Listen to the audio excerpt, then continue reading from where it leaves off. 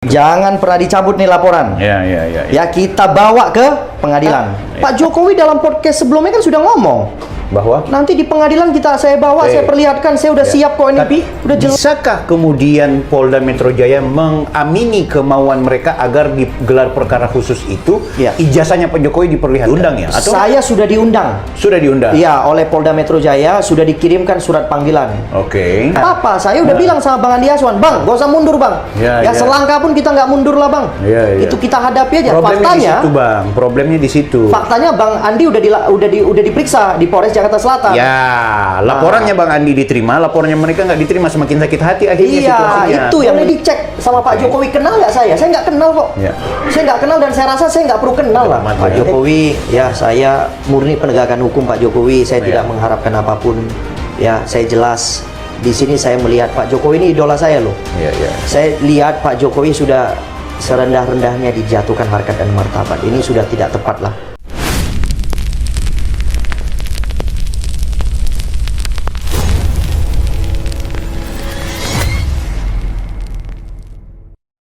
Pradi Bersatu, orang yang melaporkan Roy Suryo, Tifa dan juga Rismond sebagai pelaku atau orang yang membuat pelanggaran atau perbuatan pidana.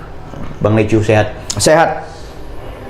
Nah, ini agak menarik ya sebenarnya ya. Dulu kan kita selalu mendengar bahasa salah satu lawyernya ya, kalau nggak salah, jangan ya dicabut ya. Laporan ini jangan dicabut loh. Termasuk si Rismond itu pernah bilang kayak gitu. Jangan pernah dicabut nih laporan. Ya, kita bawa ke pengadilan. Kan gitu kan? Nah, jadi saya nggak tahu motif mengajukan gelar perkara ini untuk apa. Pada umumnya gelar perkara itu kan diajukan oleh tersangka, ya kan, itu memang sesuai dengan Perkap Polri, diberikan hak untuk mengajukan. Nah, biasanya permohonan gelar itu adalah untuk mengkoreksi, yang namanya suatu proses penyidikan, ya kan, apakah itu penetapan tersangka, kemudian upaya menghadirkan barang bukti dan alat bukti kan, seperti itu kan. Nah, itu yang kemudian menurut saya agak bingung gitu, ya kan, kalau upayanya seperti itu kan artinya berarti menghambat suatu proses penyidikan yang tadinya sudah bisa lebih cepat kita upayakan untuk masuk ke pengadilan, malah ini kan jadi belum. Jadi di gelar perkara khusus ini tidak akan membuktikan apa-apapun. Kan permohonan dan tuntutan mereka kan itu dari supaya dibuka ijazahnya Pak Jokowi di gelar perkara khusus. Saya rasa tidak di situ kewenangannya. Jadi kewenangan dalam gelar perkara khusus itu hanya menilai barang bukti, alat bukti yang dihadirkan oleh pelapor, ya kan, kemudian yang disajikan oleh penyidik. Nah, itu yang akan diperiksa. Kemudian keterangan ahli siapa-siapa saja itu yang akan diperiksa oleh Biro Wasidik, Biro Wasidik Polda Metro Jaya. Jadi tidak ada kewenangan polisi harus memperlihatkan, nggak ada.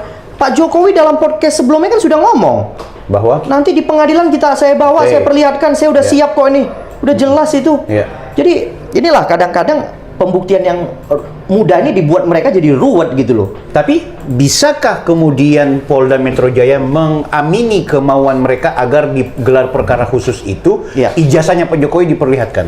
Nggak bisa, saya rasa nggak boleh lah. Belum masuk ke pengadilan kok. Itu kan rahasia penyidikan itu. Kalau dibuka di situ ya bukan lagi namanya rahasia penyidikan. Gitu. Jadi artinya dalam hal ini yang bisa menjadi keberatan mereka adalah penetapan tersangka, ya. Kemudian penyajian alat bukti itu mungkin bisa menjadi keberatan dari mereka. Maksudnya penyajian alat buktinya apa? Ya itu, misalnya alat bukti yang kami sajikan itu kemudian mereka menganggap ini nggak ada hubungannya, kenapa dibawa-bawa gitu kan? Nah itu dalam proses penyajian alat bukti. Flashback Bang, Pradi Bersatu apa sih yang dilaporkan ke mereka ini? Kami melaporkan kalau nggak salah dugaan pasalnya penghasutan 160, kemudian 28 ayat 2, 45 ayat 45A. Ya kan, 45 ayat 3, ya kan, suatu upaya menghasut masyarakat Indonesia untuk percaya bahwa Pak Jokowi pakai produk palsu.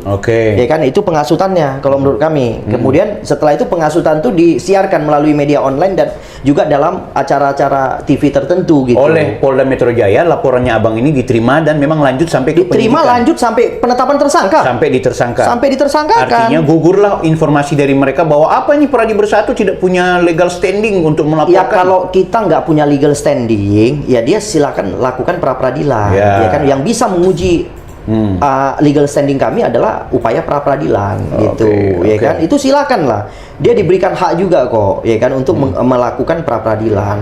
Nah, tapi di sini saya tidak melihat ada upaya pra peradilan yang dilakukan oleh mereka. Kira-kira karena apa itu, Bang? Itu yang kita nggak ngerti gitu. Jadi ini kayak apa ya? Kayak istilah cerita sinetron, ada berkelanjutan gitu. Ya kan, ada cerita ini, besok timbul lagi cerita baru, besok timbul lagi cerita baru. Jadi ini kayak satu adegan sinetron yang selalu dimainkan oleh Roy CS gitu kan, supaya video ini berlangsung terus. Video ini filmnya berkelanjutan gitu. Iya, berseri gitu. Nah, di gelar perkara khusus nanti otomatis Abang Lecu sebagai pelapor diundang ya? Atau saya sudah diundang. Sudah diundang? Iya, oleh Polda Metro Jaya sudah dikirimkan surat panggilan. Undangan ya, bukan panggilan. Panggilan. Undangan untuk menghadiri namanya gelar perkara khusus. Nah, saya apa yang akan dilakukan oleh Bang Lecu nanti? Oh ya, hari ini kami berkumpul ya. Kami Pradi Bersatu berkumpul. Ya. Pentolan-pentolan Pradi Bersatu telah berkumpul di Jakarta Selatan di kantor kami ini, ya kan, bahwa di dalam kantor ini, di dalam ruang rapat kami berkumpul, kami menyatukan persepsi terkait dengan bahan yang kami akan sajikan di gelar perkara khusus besok. Bocorannya sedikit, Bang? Bocorannya sedikit, kami akan menyampaikan dalam materi kami, yaitu nomor LP. Kemudian siapa-siapa saja yang dilaporkan, kemudian alat bukti apa yang kami sajikan kepada penyidik, kemudian terkait dengan pemahaman hukum kami, legal standing kami akan sajikan di situ. Seperti itu. Jadi itu sedikit bocorannya, jangan kebanyakan. Nanti semuanya nafsu mau mendengarkan, gitu kan. Seperti itu. Bang, boleh nggak informasikan ke kami nih, teman-teman subscriber juga ingin cari tahu. Pradi Bersatu sampai saat ini membaca apa yang dilakukan oleh Roy CS ini kan ya, istilahnya Abang tadi ada dramanya lah, ada film-film. Sinetron. Ada sinetronnya gitu kan. Sebenarnya apa harapan dari Pradi Bersatu terhadap mereka? Kalau Pak Jokowi kan jelas tuh, saya bukan bicara soal pemenjaraan atau mempidanakan mereka, tapi saya meminta dipulihkan nama saya, dan saya juga diminta untuk orang rakyat tahu bahwa saya pemilik ijazah asli, saya bukan pemalsu dokumen. Pradi, apa? Kami berharap supaya tidak lagi timbul lah Roy-Roy selanjutnya gitu. Dengan adanya proses peradilan, nanti akan mengakhiri semua. Ya kan? Biar orang berpikir, oh kebenarannya seperti ini, ya kan? Yang tidak benar seperti ini. Biar orang langsung memperoleh kebenarannya, memberikan pemberitaan yang benar, ya kan? Jadi kita masyarakat juga sudah nantinya akan tahu, oh yang benar seperti ini, ya kan? Jadi kita biar jangan sekarang kan pendapat-pendapat kita ini kan dipecah. Ada yang berpihak kepada Roy, ada yang berpihak kepada Pak Jokowi kan. Tapi walaupun ya masyarakat Indonesia ya 70 sekian persen masih berpihak pada Pak Jokowi lah, ini cuma segelintir aja. Cuman ini kan dilakukan secara masif, berulang-ulang. Yang bahkan sekarang profesor-profesor lebih percaya Roy Suryo. Iya, jadi profesor-profesor juga udah digiring. Itulah disitulah bukti penghasutannya. Jadi Pradi Bersatu melihat bahwa penghasutan tidak terjebak pada soal konflik horizontal gitu ya.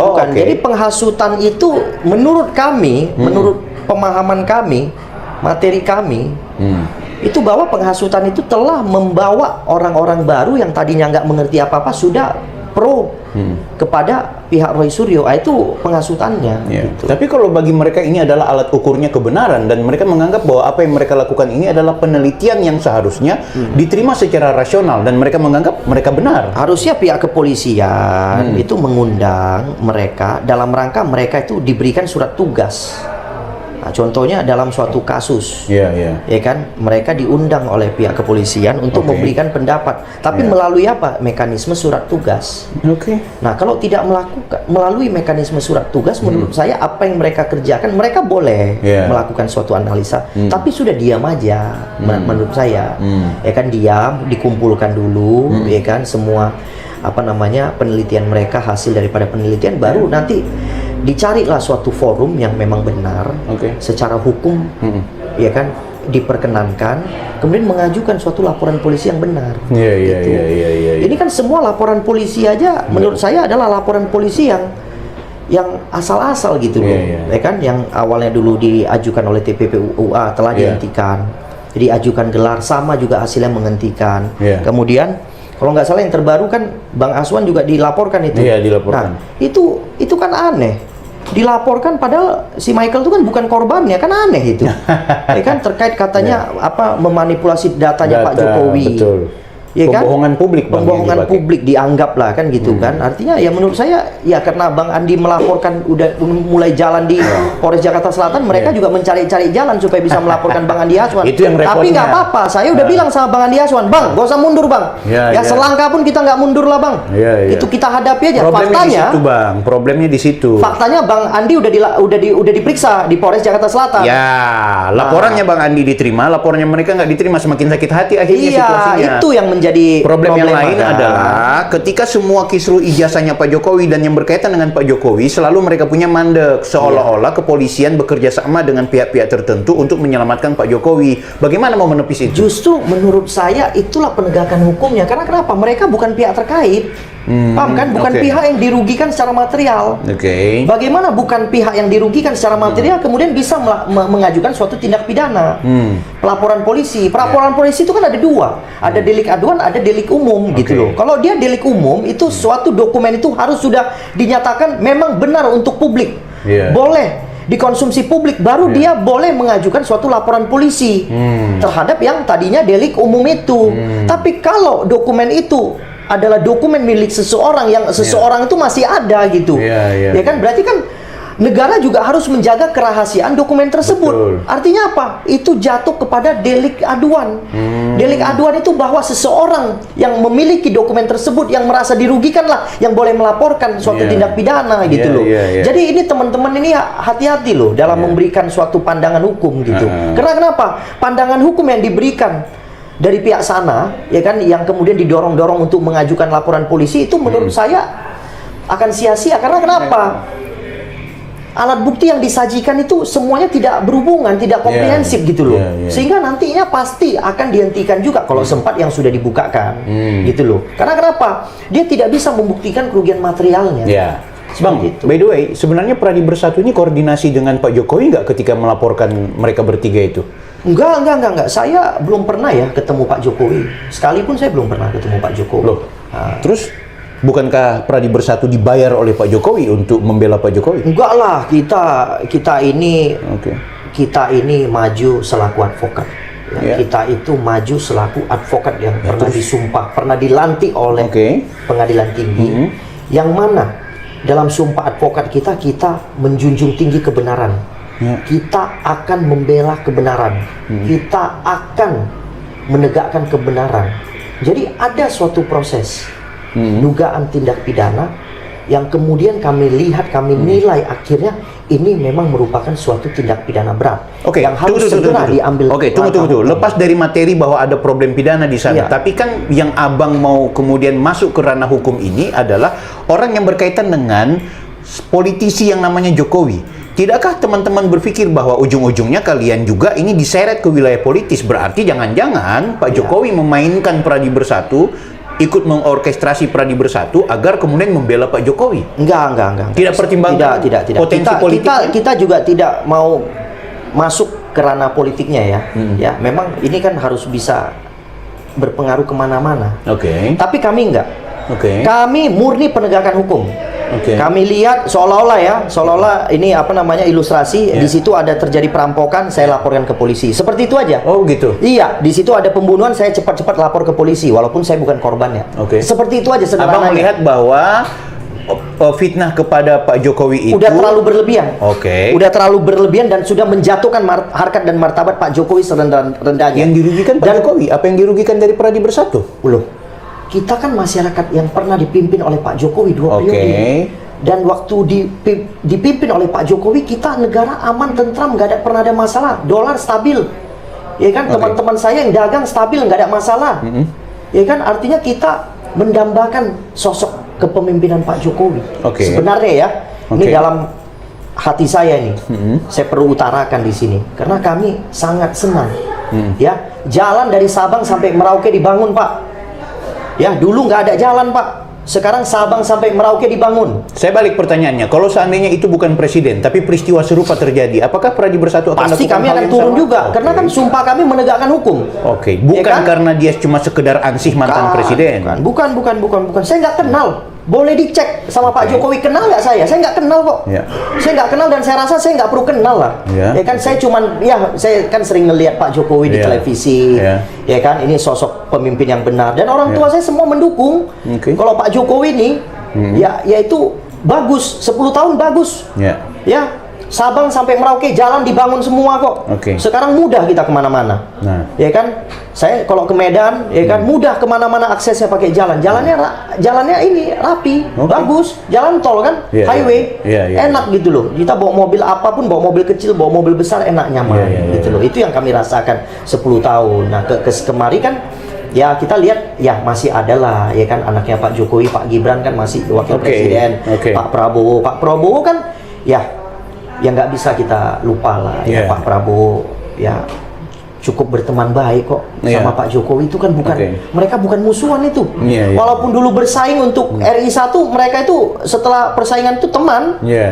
Loh, faktanya masuk ke kabinet Pak Jokowi. Ya kan tidak ada keberatan. Ya kan, malah berjanji bersama-sama bangun negara ini. Ya kan, itu janji Pak Prabowo loh. Bersama-sama kita bangun negara ini.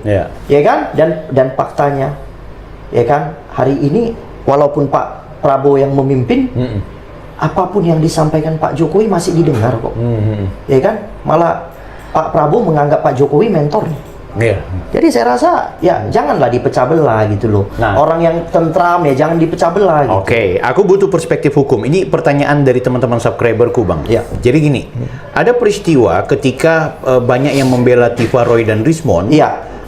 Orang-orang ini juga banyak mengeluarkan pernyataan-pernyataan yang berlebihan. Salah satu diantaranya rekan advokat seperti Ahmad Khozinuddin, podcaster seperti Michael Sinaga, Refli Harun, Abraham Samad, dan beragam mereka yang masuk dalam kolam yang sama ini sering hari-hari dalam sebuah wawancara, dalam pernyataan di media, itu mengeluarkan pernyataan yang memang sangat-sangat terlihat sekali mereka mendiskreditkan seorang Pak Jokowi. Ada pertanyaan penting, Bang Bil, itu orang nggak bisa dilaporkan nggak? Ahmad Khozinuddin itu nggak bisa dilaporkan ke polisi kah? Si Refli Harun itu nggak bisa dilaporkan ke polisi kah? Ini sebenarnya pertanyaan-pertanyaan umum yang barangkali secara logika hukum bagaimana sih, Bang?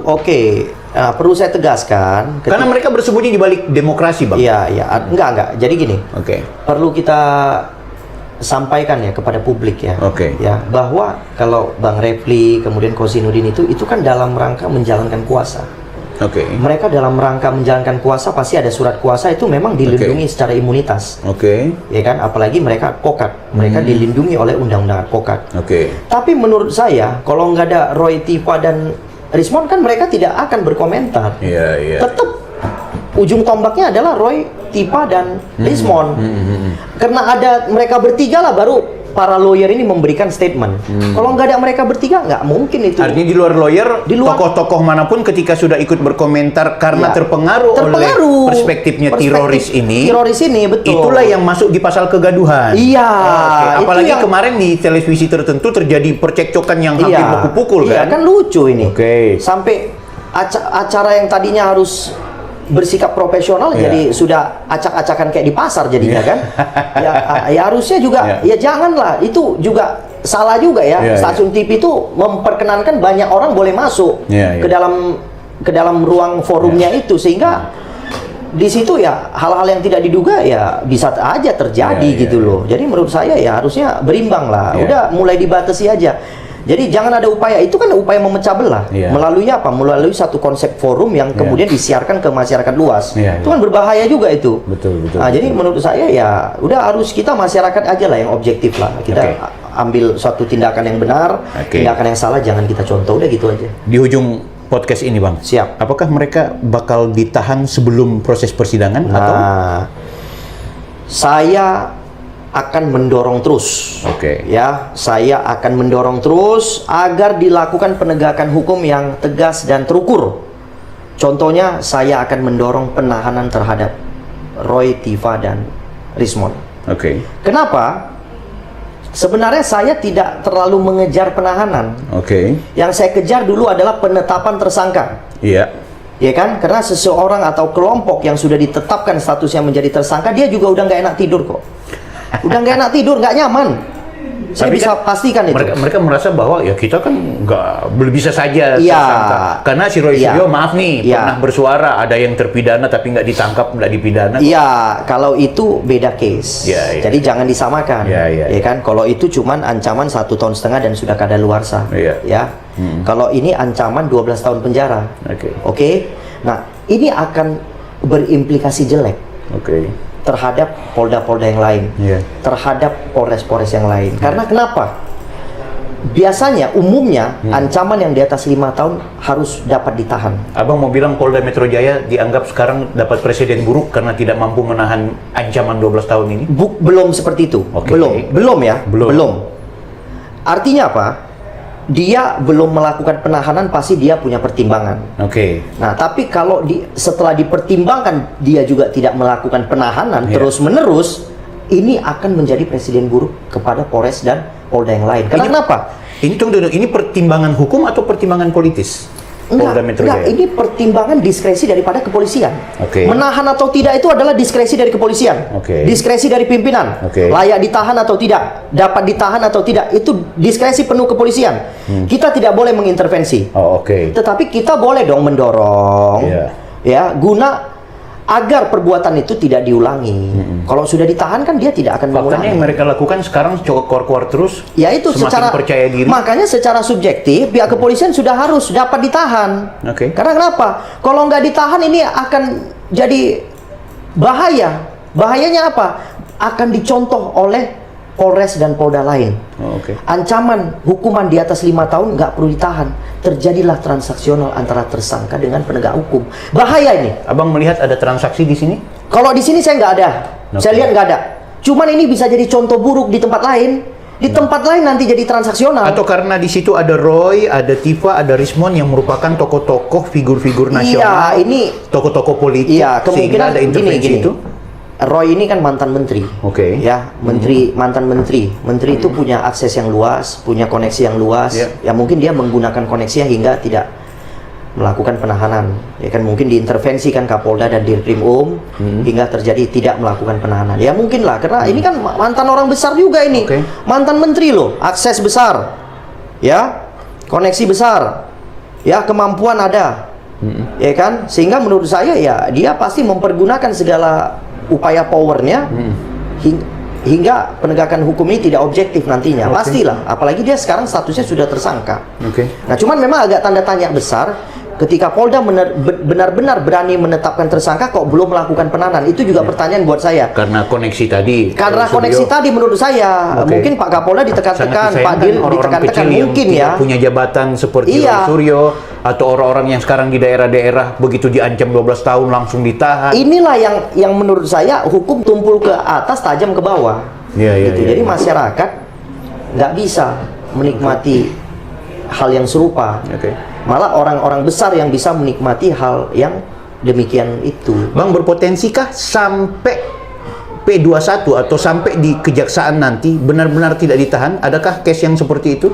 Ada. Oke. Ada beberapa case memang yang tidak dilakukan penahanan. Oke. ya kan? Sampai pada proses persidangan? proses persidangan ada. Yang diancam 12 tahun penjara? Nggak ada. Kalau itu nggak ada. Kalau yang diancam, Abang bilang case ada yang ini saya di bawah. bilang ada itu ancamannya di bawah 5 tahun. Oh, oke. Di bawah 5 tahun memang tidak dapat ditahan dan tidak perlu ditahan. Yang penting kooperatif. Tapi banyak juga yang ancaman di bawah 5 tahun ditahan. Ditahan juga. Iya, karena secara kasat mata mungkin tersangka tersebut mengulangi perbuatannya. Oke. Sehingga ya wajib untuk dilakukan penahanan gitu. Artinya berpotensi juga pun kalau ada putusan dari hakim atau pengadilan bahwa yang mereka bertiga dan berlima atau 8 orang ini dinyatakan bersalah dan dipidana, berpotensi juga tidak akhirnya ditahan. Bisa-bisa saja, makanya diskresi daripada kepolisian. Nah ini agak bahayanya gini, biasanya kalau polisi nggak nahan, jaksa ikut nggak nahan, pengadilan ikut nggak nahan.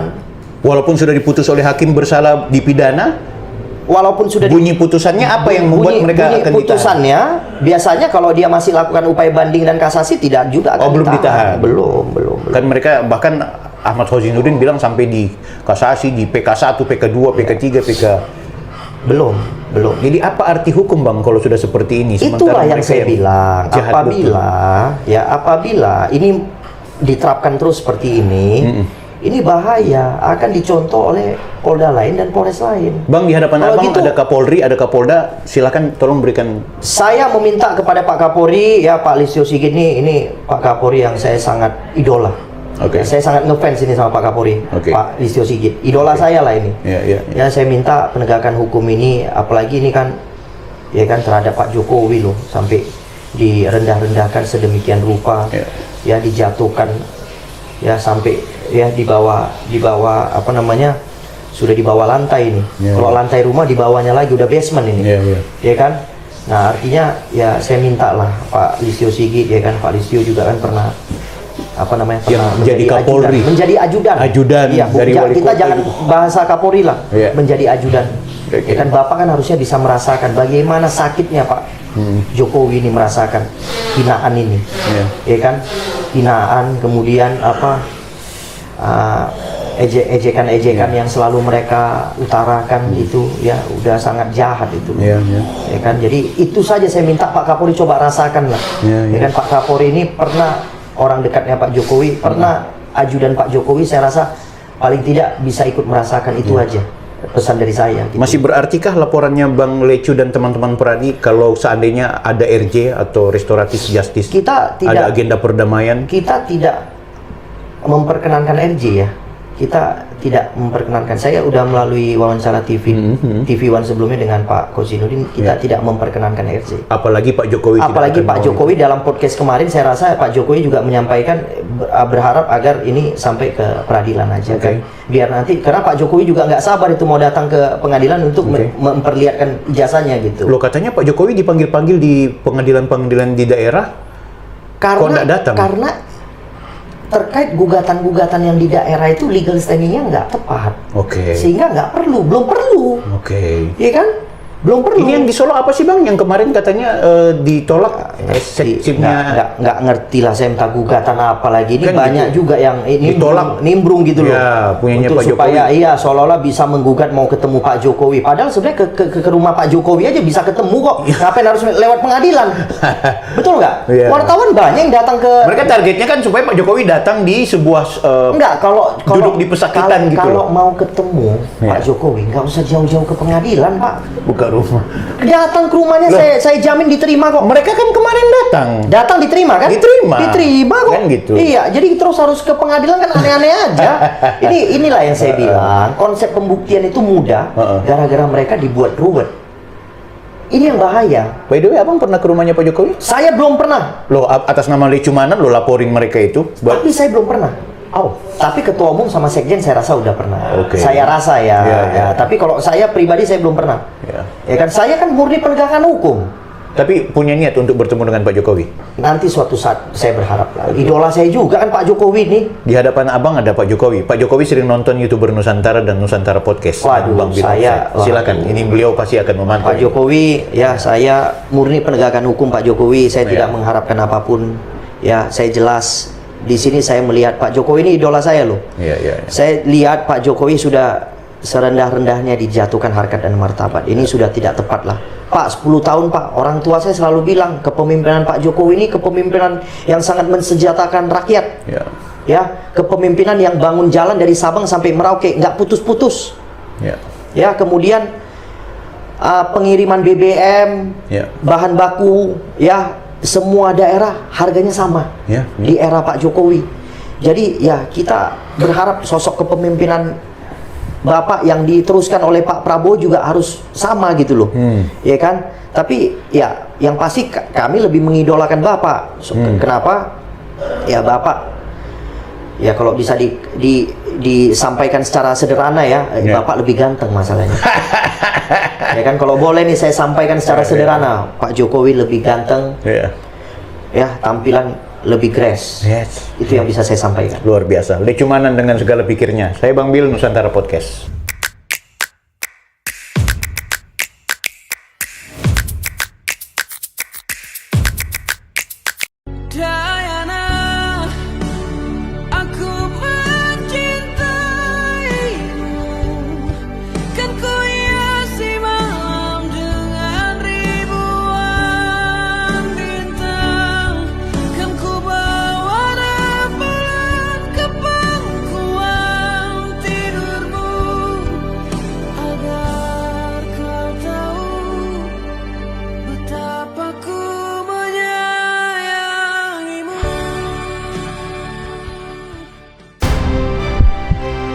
Selama nadi ini masih berdenyut, suara kebenaran tak akan pernah surut. Kami berdiri tegak, merajut fakta untuk negeri. Karena detak jantung kami adalah dedikasi untuk informasi yang hakiki. Kami, YouTuber Nusantara.